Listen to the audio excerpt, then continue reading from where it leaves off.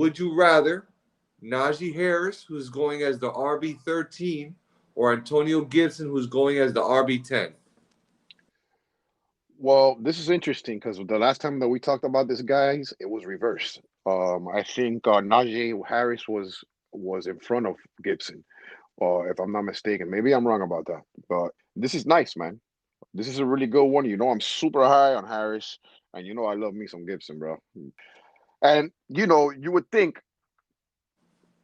run away with Gibson, right? This is like, you know, there's no competition, but I want to look at the whole scenario here and just look at this from a different point of view and just bring something to light. There's nobody in Pittsburgh threat wise to take the workload from Harris. Besides, they just got Ballage, they have Snell, they have McFarland. I don't see those guys as threats at all. But they're gonna get some carries, but I don't see them as a threat like as opposed to what McKissick is to Gibson. For me, Washington is not so much. You got McKissick there. He's definitely going to get bossed through him. He'll get carries. He's going to be eating his target share, and as in Gibson, his workload.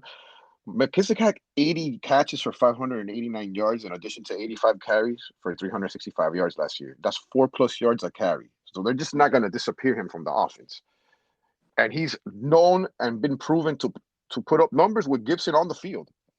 He can literally have games where he'll have 10 catches, man, coming out of the backfield. That's PPR mayhem right there for a running back that's not considered a starter.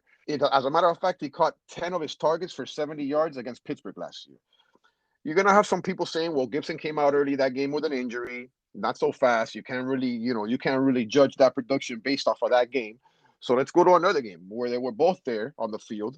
All the naysayers and doubters out there, he caught 9 balls for 65 yards, where Gibson had 6 rushes for 20 yards and a touchdown and 3 catches for 35 yards with no touchdowns. Another thing is Washington has already given the designation to McKissick as a third down back, meaning that Gibson's not going to get the full load. Now back to Najee. Given that Ben Roethlisberger has a prehistoric stationary statue in the pocket, my bet is he's going to be dumping it off a whole lot to Harris. In the past, like the rest of his running backs, Le'Veon Bell, James Conner, etc. Out of the 5 years Bell was there, he went for 80 catches twice, ladies and gentlemen. Yeah, you heard me right. He went for 80 catches twice. I'm pretty sure all you Dynasty Mongols out there know what's up with this. This is nothing new to you guys, but for people that don't know, yes. In 2014 and in 2017 were the years, so go look that up if you want to. At the running back 13, it's a win-win for me.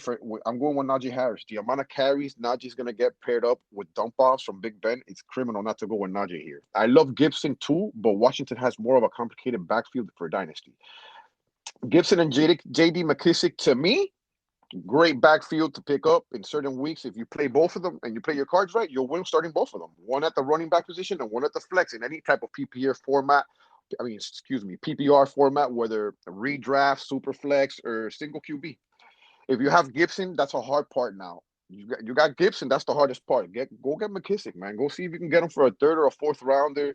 Complete the backfield. If anything happens to Gibson or it doesn't happen to Gibson, he's getting points. And with all the injuries and COVID designations we got, ladies and gentlemen, depth has even become a bigger part of this dynasty thing that we call football. So, in all, these are the reasons why I think Najee Harris is to the moon short-term and long-term or ETN rookie drafts, hands down. I know you're probably this might cause a fight between me and you or a disagreement or whatever, but that's how I feel about this situation. No, hey, and you know what? You brought up some really good points. McKissick is a good. I draft him a couple times in best ball. I'm drafting him in the late rounds. You can get him really late in drafts. He definitely has some upside when it comes to that. The only thing I would point out, right, is McKissick got all his catches with Alex Smith throwing him the ball, right? Alex Smith was a great comeback story. It was good having him back, but that guy's leg was done. He looked spooked out there playing. The coaches even said after the season they were afraid to put him out there because he could do more damage to his knee. So he was dumping that ball off to McKissick a lot more. And a lot of those catches, like you said, be 10 catches for 60-something yards, things of that nature. So we don't know exactly how it's going to look with Ryan Fitzmagic back there throwing the ball. So that's just changing dynamic a little bit. You got to understand, though, McKissick had 3 different quarterbacks last year. He did this with 3 different quarterbacks, not one. Okay, he had Alex Smith. He had what's just the other guy that went down? Kyle Allen. Yeah, there you go. Kyle Allen was there. It was three of them. And And then and none of them are as good as Ryan Fitzpatrick, bro. oh, absolutely not. I'm not comparing them. And I agree with you 100% on the thing. Ryan Fitzpatrick, you know he's gonna air it out. It's, it, That's not a big thing. He's not a dump off Charlie like Philip Rivers or something like that. That's not gonna be his forte out there. But I can still see definitely McKissick. Just Washington saying that he's already the third down back is enough for me to go with Najae. Just that right there, because that means that Gibson's going to play the first two downs. And I'm not saying Gibson is not going to get any catches. I love Gibson.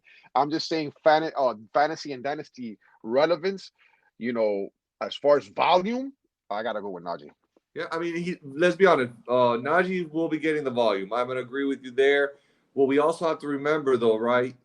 The reason Gibson comes out and where we're all wondering what position he's going to play. The guy had like what 74 college carries. He's a converted wide receiver, so we know Gibson has hands. Now, if Washington is going to be smart enough to allow Gibson to get those receptions, if allow him to work with the ball in his hands, that's going to be up to them. But I think either way, you really can't go wrong with either one. They're both young running backs in this league. We got some older backs phasing out of the game, and Najee's gonna be a beast. So good. I think we're good there. We got Najee over Gibson.